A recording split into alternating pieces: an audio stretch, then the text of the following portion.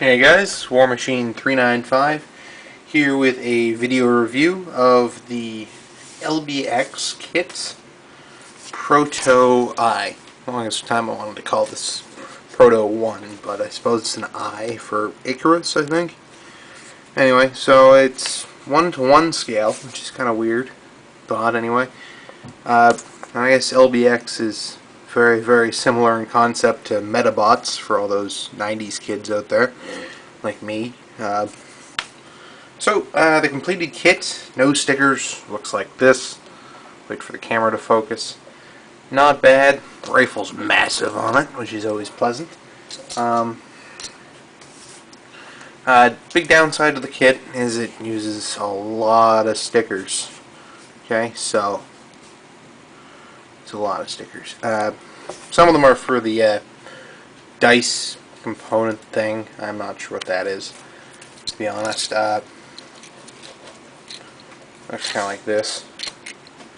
It's handy because it's hollow too. You can put the spare parts in it if you want to, I guess, and just close it up again. That's kind of handy, I think. Anyway, we'll try and get articulation now. Okay. Okay, so I'm just going to disarm them because it'll be easier to do without. Right, so the knife is pretty nice, and the rifle is huge and pretty cool looking.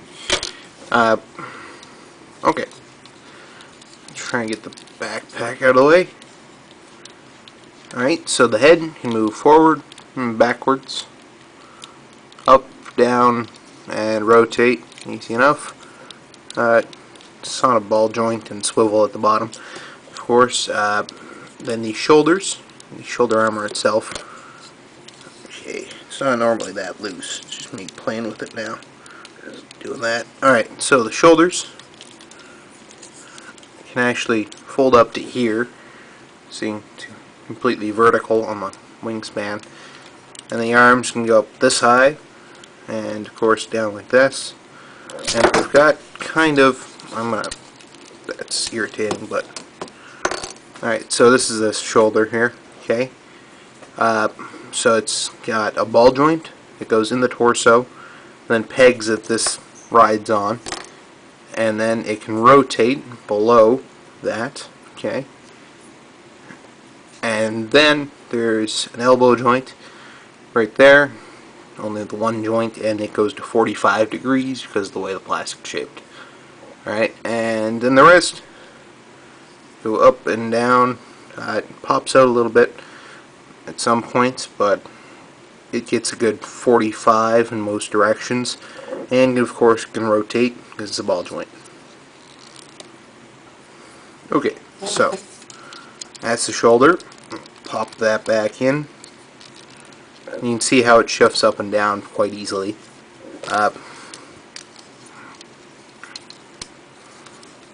Okay, so from there, you saw there is a ball joint at the midsection of the torso, so it can rotate a little tiny bit there, not a lot, mind you, and back and forth ever so slightly, and mostly it rotates here, just below that section at the waist.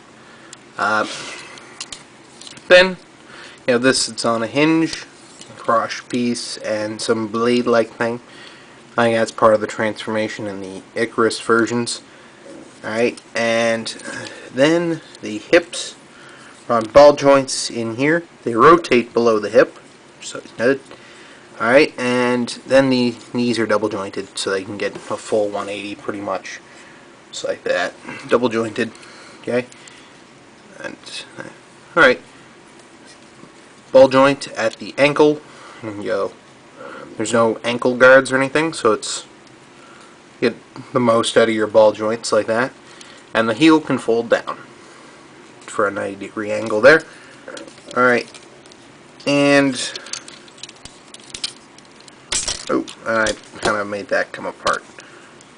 Not just being overly gentle with it.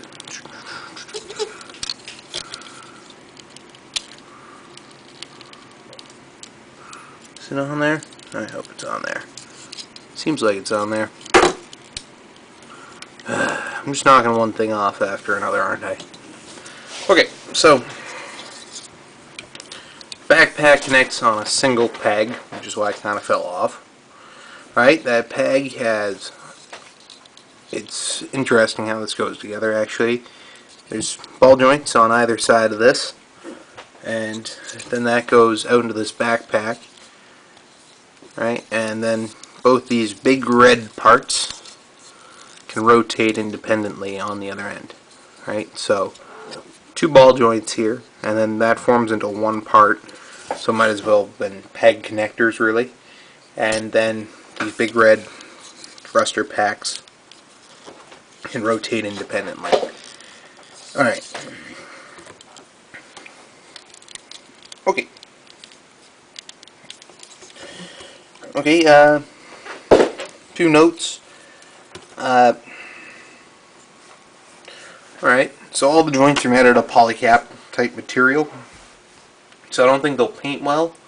So elbows, shoulders, anything that moves is made out of like a couple polycaps intercepting together. Like these shoulder joints in here, those have two polycap type things that are just snapped together or popped together. And then there's another one that goes down and connects inside that plastic part. And then that's the elbow, and there's two more polycap type things that pop together and down in the forearm. And the hands themselves are polycap and then a plastic cover that goes over it, which is interesting. Right, and it holds the weapons quite well because of that, at least. You can kind of see, once it's in there, it's in there pretty firmly. Right, it's not really going to drop them.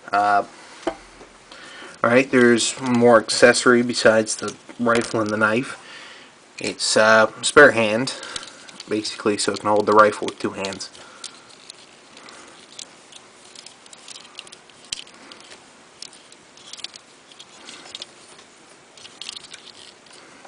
There we go.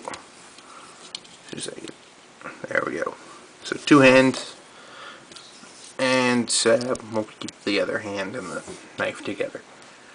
Alright, so that's it for accessories really. I showed you the dice type thing already.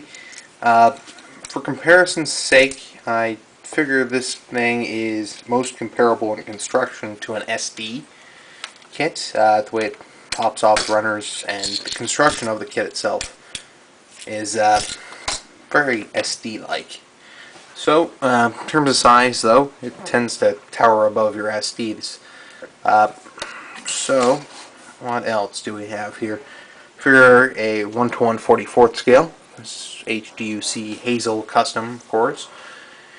So it's shooting Hazel in the crotch with a very large gun. Alright, so there you go. Pretty much the SD comes up to its shoulders, and then its head goes up to the Hazel's shoulders. So it's somewhere between SD and 1:1 44 in size. Hopefully that gives a general idea what the kit's like to everyone who watches this. And thanks for watching, guys. I'll see you at the next review.